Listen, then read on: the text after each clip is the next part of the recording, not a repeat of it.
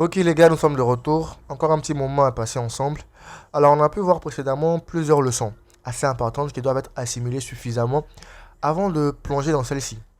Alors prenez le temps de comprendre ce dont on a parlé auparavant, que ce soit les kill zones, que ce soit la théorie du temps et du prix, la compréhension du range asiatique et autres. Car cela vous servira énormément pour la suite. Dans cette leçon, on s'aventure un peu plus, mais juste un peu, sur le volet stratégie, qui est celle qu'on appelle le Judas Swing. Alors, c'est une autre, bon, pas une autre manière, en disant, c'est une manière différente, entre autres, d'utiliser le range asiatique. Bien. Donc, qu'est-ce que nous verrons dans ce module? Nous verrons bien sûr l'introduction au Judas Swing. Nous verrons la détermination du Judas Swing et son utilisation en conditions de marché.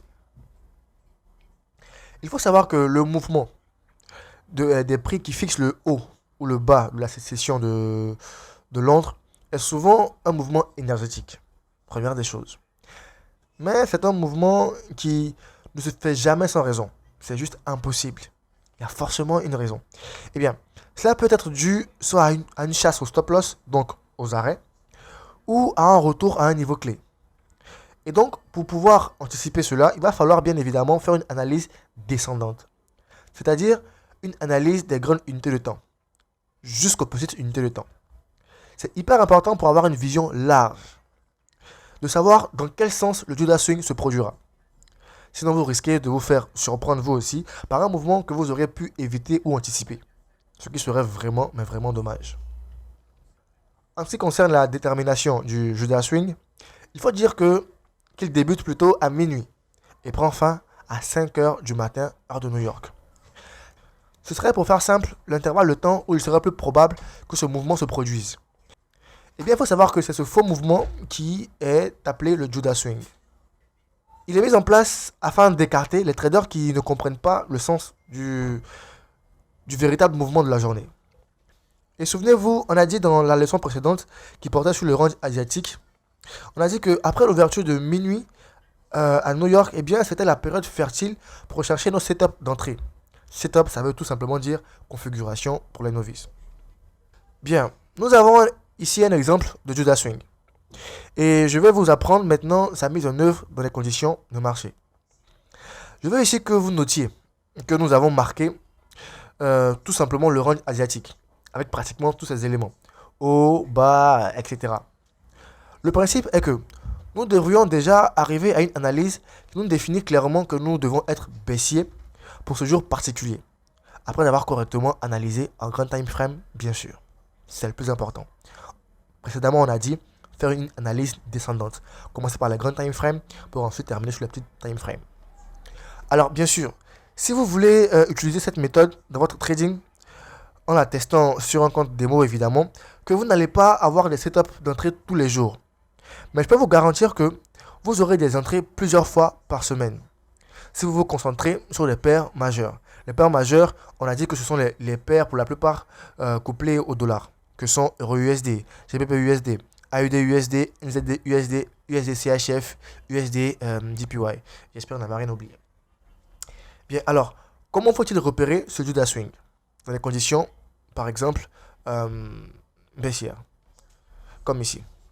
La première chose, vous devez rechercher le range asiatique, donc le déterminer.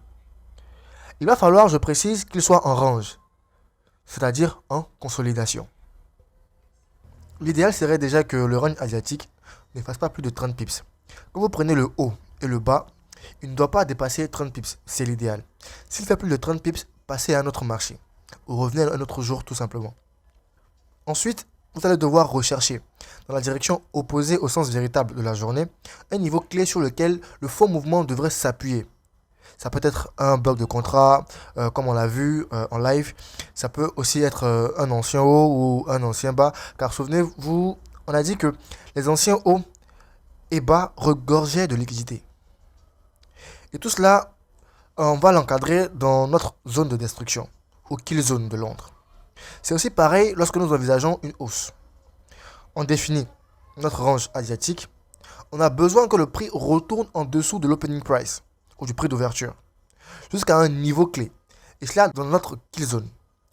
Des exemples que c'est comme ça que le prix fonctionne, vous en aurez des milliers. Il suffit juste que vous parcourez vos graphiques. Il ne s'agit pas du tout de me croire sur parole. Je ne suis personne. Ce n'est pas moi qui ai créé les marchés. Juste parcourir vos graphiques. Vous ne verrez peut-être pas ça sur votre paire de trading préférée aujourd'hui, mais sur notre marché, oui. Ça se répète tous les jours. Tous les jours. En résumé, définissez votre biais directionnel en commençant votre analyse sur une grande unité de temps. Ensuite, lorsque vous avez une idée claire de votre direction, quand je dis clair, c'est clair, si vous avez la moindre hésitation, ne tentez absolument, mais absolument rien. Votre biais directionnel en grand time frame doit être sans aucune ambiguïté. Comme ça, vous saurez exactement quoi rechercher et vous n'allez pas prendre n'importe quel mouvement pour un Judas Swing. C'est hyper important. Vous allez à présent descendre par la suite en petit time frame et rechercher des niveaux clés à l'opposé de votre biais directionnel en grand time frame qui pourrait contenir le prix. Une fois que cela est fait, vous allez définir votre range asiatique qui ne doit pas dépasser idéalement 30 pips et marquer le prix d'ouverture de minuit à l'heure de New York. Et rechercher un mouvement au-dessus ou en dessous du prix d'ouverture en fonction du sens dans lequel vous recherchez votre manipulation jusqu'à votre niveau clé. Mais cela, pas à n'importe quel moment. Vous devez vous situer en priorité, mais en priorité dans votre kill zone ou si vous voulez votre zone de destruction. C'est clair, c'est net, c'est précis, pas de baguette magique ou de boule de cristal. Juste une lecture du prix simple qui se produit encore et encore sur les marchés à n'en point finir. Portez-vous bien les gars.